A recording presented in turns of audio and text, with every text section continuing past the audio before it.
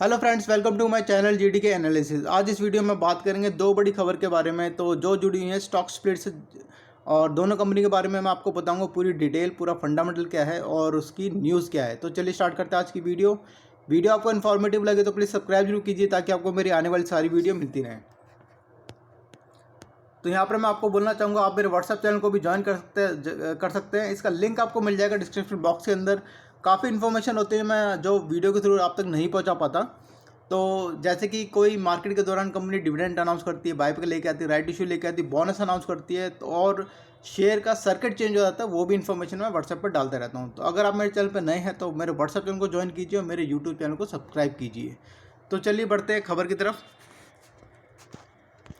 तो जिसकी मैं बात कर रहा हूँ वो है गोदावरी पावर इस्पात लिमिटेड। यहाँ पर आप NSE BSE को नोट कर सकते हैं। यहाँ पर देखिए 25 अक्टूबर 2023 की जो क्लोजिंग आई है 597 रुपये 70 पैसे। तो यहाँ पर मैं आपको बताना चाहूँगा कंपनी का बिजनेस क्या है इसका वर्क। तो गोदावरी पावर का जो बिजनेस है वो अंगेज है माइनिंग ऑफ आयरन। तो यहाँ पर आयरन का वो माइनिंग करती है और उससे जुड़े हुए प्रोडक्ट को ये मैन्युफैक्चर करती है। तो चलिए बढ़ते हैं आगे इसके मार्केट कैप की तरफ और फंडामेंटल की तरफ। तो यहाँ पे देखिए मार्केट कैप काफ़ी ज़्यादा अच्छा है, 8,090 करोड़ का मार्केट कैप है इस कंपनी का। और करंट प्राइस है 595 रुपये। 52 वीक हाई लो देखेंगे 675 रुपये, 260 रुपये का है। स्टॉक पी बहुत ही ज़्यादा अच्छा है, 11 रुपये 70 पैसे। जितना कम होता है स्टॉक पी वो उतना ज़्यादा अच्छा माना जाता है। बुक वैल्यू है 270 रुपये की।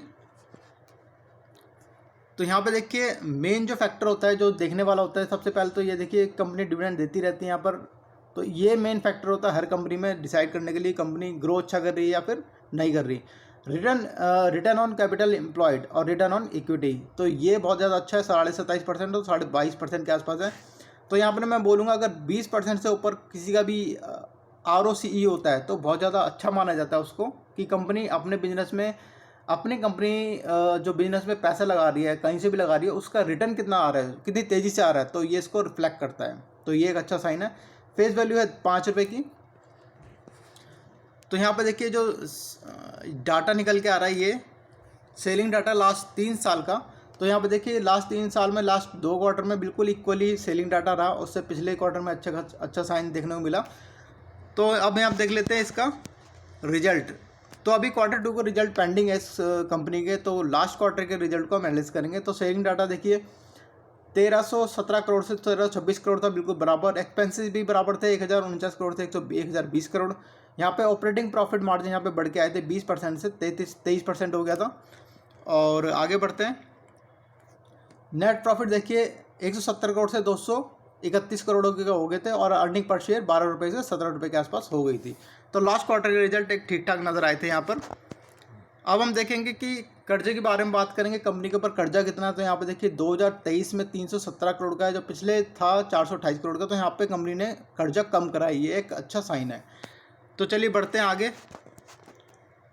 तो एसेट की बात करेंगे। फिक्स एसेट क्या है कंपनी के पास? फिक्स एसेट देखिए 2022 में 1530 था, जो अब हो गया 2065। तो ये बहुत बड़ा एक अच्छा साइन है।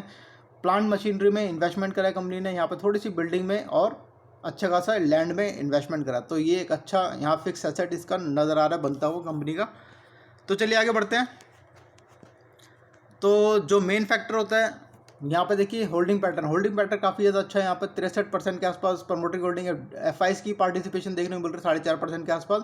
DI की होल्डिंग है 1.5% के आसपास, और पब्लिक की होल्डिंग है 30.56% के आसपास। तो होल्डिंग पैटर्न एक बैलेंस नज़र आ रहा है यहाँ पर। तो यहाँ पर मैं आपको बोलना चाहूँगा, यहाँ पे देखिए जो न्यूज़ है वो मैं आपको बता देता हूँ। 23 अक्टूबर 2023 की न्यूज़ निकल के आ रही है, NSE BSE को नोट कर सकते हैं।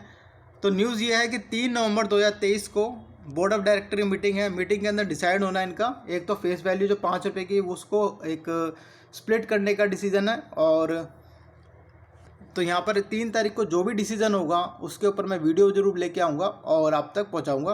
तो यहाँ पे देखिए रिजल्ट को भी एक अनाउंस करेंगे, तो रिजल्ट भी पेंडिंग है इसके, और सब डिवीज़न। तो चलिए बढ़ते हैं दूसरी खबर की तरफ। तो दूसरी खबर जो जुड़ी हुई है वो है ओके प्ले इंडिया लिमिटेड, इस कंपनी का नाम है। यहाँ पे देखिए BSE में ये ट्रेड होता है, BSE का कोड आप नोट कर सकते हैं। और 25 अक्टूबर 2023 की जो क्लोजिंग आई है तो 6 रुपये 70 पैसे। तो आगे बढ़ते हैं, हम इस के बारे में आपको बता देता हूँ ओके प्ले इंडिया का बिजनेस क्या है। तो यहाँ पर ये देखिए मैन्युफैक्चरिंग करती है प्लास्टिक से जुड़े हुए प्रोडक्ट, जैसे कि स्कूल बच्चों के खिलौने हो गए, या स्कूल का फर्नीचर, तो इसके जुड़े हुए इसका बिजनेस है। तो चलिए आगे बढ़ते हैं।